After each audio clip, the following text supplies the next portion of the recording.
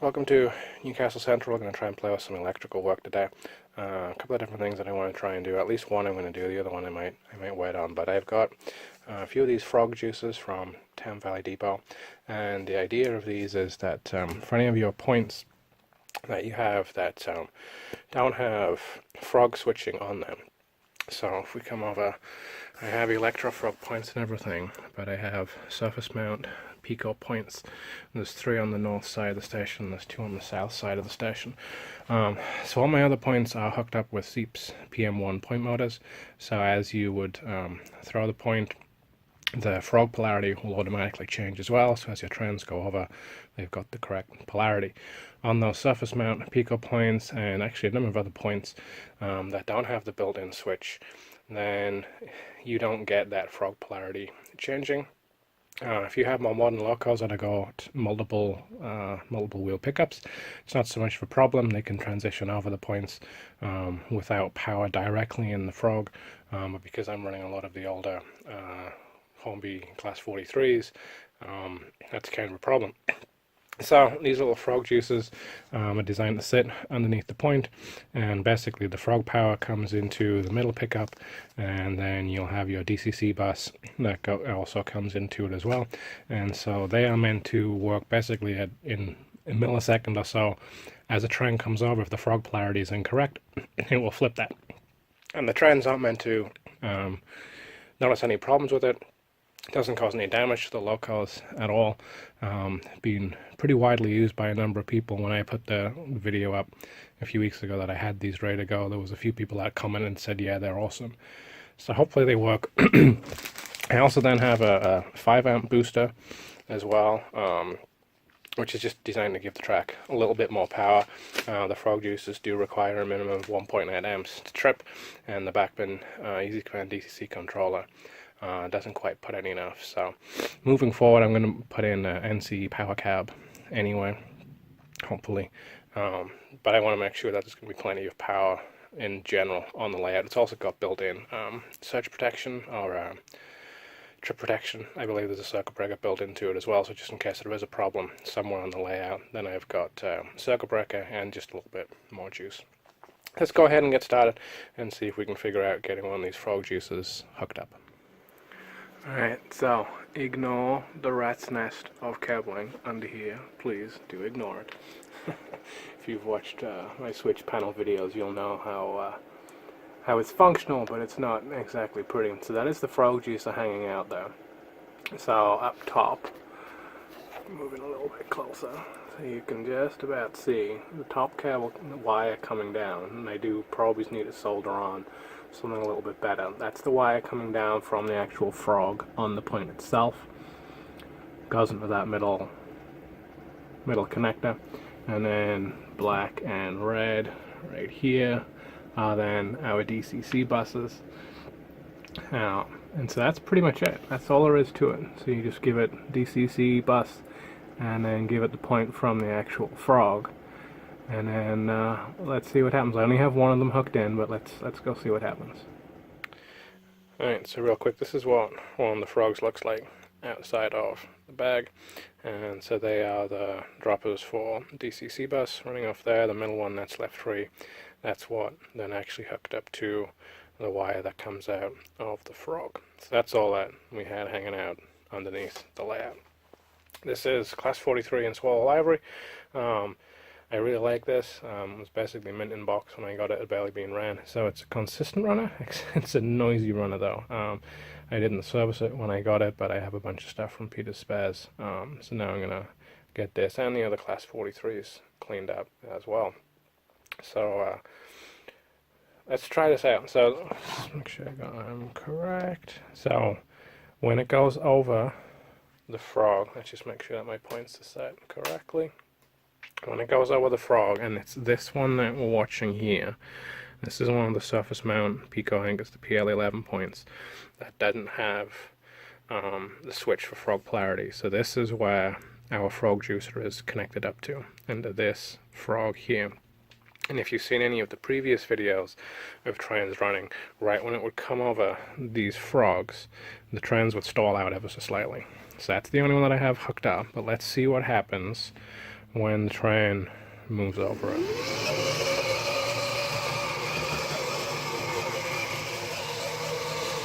Okay, so again, ignoring the fact that it's doing it under protest and squealing, it didn't short out.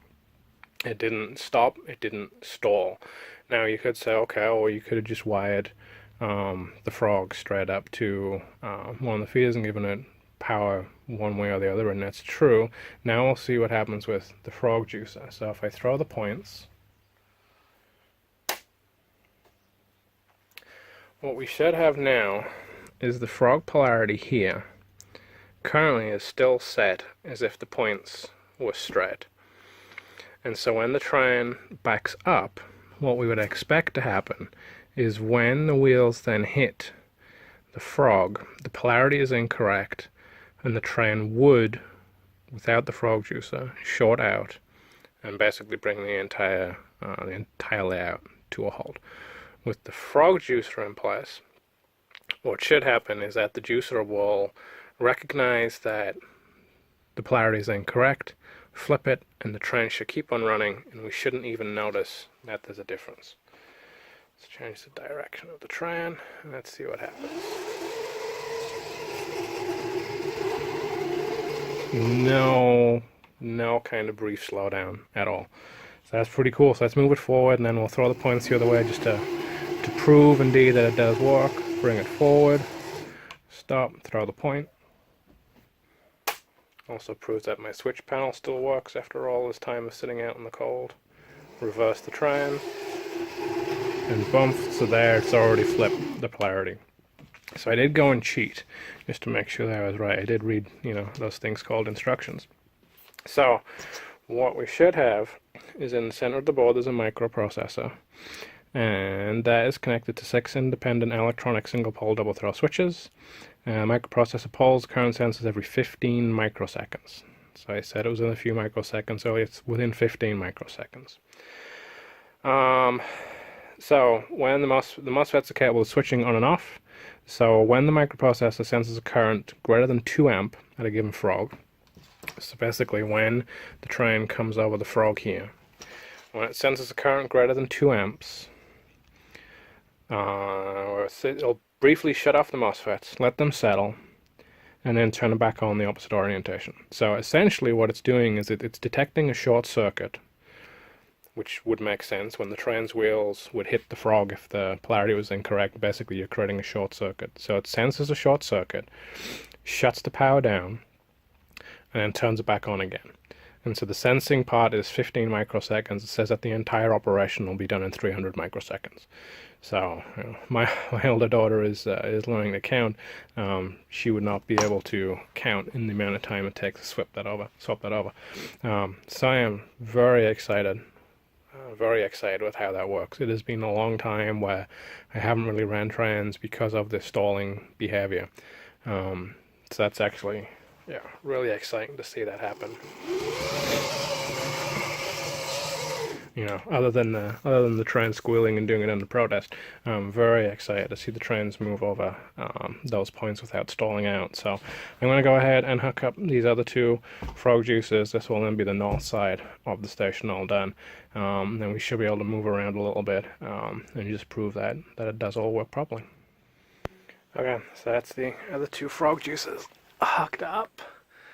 They're both kind of hanging out there. And what's cool is you do get a status indicator light. I don't know how well you can see a red and a green, which gives an indication of which way the polarity is actually right now. So that's kind of cool. You get some of the visual indicator. You have to come underneath the layout to see it.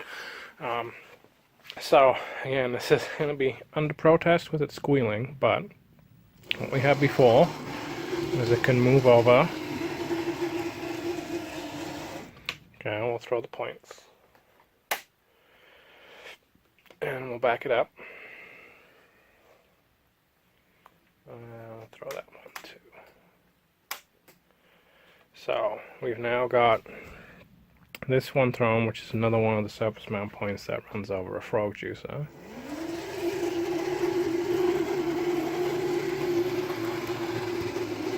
And the whole thing is smooth. So let's bring it forward.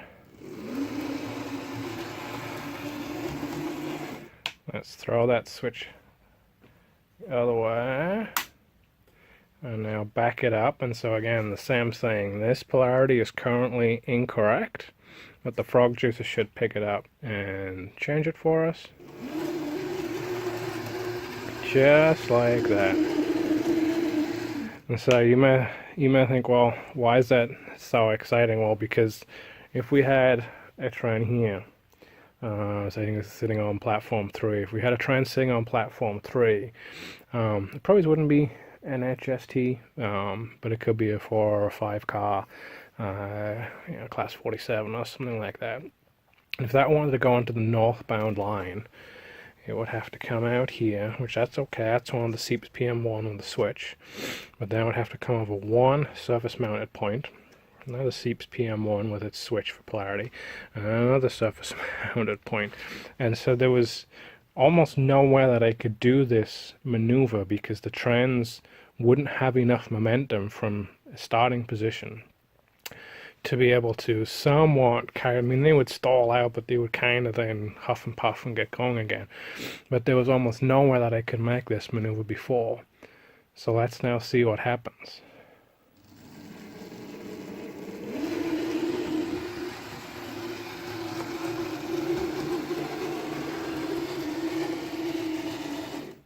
So again, a little bit of a protest just because of the work they need to do to clean up and service that. But those frog juice, I am amazed. And this other one works as well. I can't be bothered to move all the points around. I'm amazed at how well these frog juices work, and kind of why I didn't do. I know I didn't do this soon as the cost. They're about $15 a piece, I think, and then the booster was about $45 or $50 because they need a minimum, because they work on a 2-amp trip, and the Bachmann Easy Command DCC controller only puts out 1.8. Basically, there's not enough juice hitting the track for the frog juices to be able to switch it over. So all told, it's about $120 or something with shipping and tax and whatever to get the 5 frog juices. So it's 3 on the north side here, 2 on the south side, plus that 5-amp booster. But I've just been amazed at how well this works. Very, very happy to see the train move around there. In fact, I'm going to do it again just because I think it's awesome.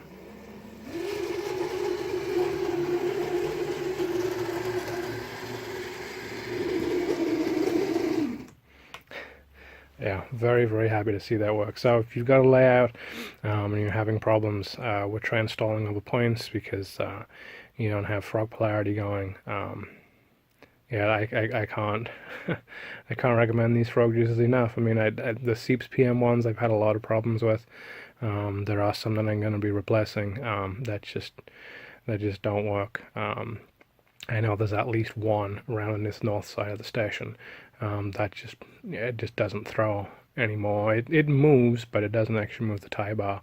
And Gauge Master said, yeah, they changed manufacturing, and that's just how it is. So probably going to switch out to the Pico. I think it's the PL9s or 10s, the actual undermount ones, rather than do more of the surface mount ones. But if you do find yourself in a position where you're using the surface mount points, or if you've already got point motors in place that don't do the polarities, and these frog juices for, I think they were $15 a piece. They are awesome. So I'm gonna leave this one here. I'm gonna go and install the other 2 frog juices on the south side of the station. The other really, really cool thing is that because all of this insulation is now done out here, it is really, really nice in here. So this is another reason why I'm kind of excited this morning. I've had the heater on for a little bit and warmed it up, and yeah, it feels pretty good in here. So thanks for watching. Let me know if you got any questions about the frog juices. I'll try and do my best to answer them. But yeah, really can't recommend those enough. So subscribe and follow along as well. Now that I've got these frog juices working, now that I've got the shed insulator, now that I've got something else that I'm going to try and do a video on quick as well. Hopefully we see a little bit more progress happening on the layout really, really soon.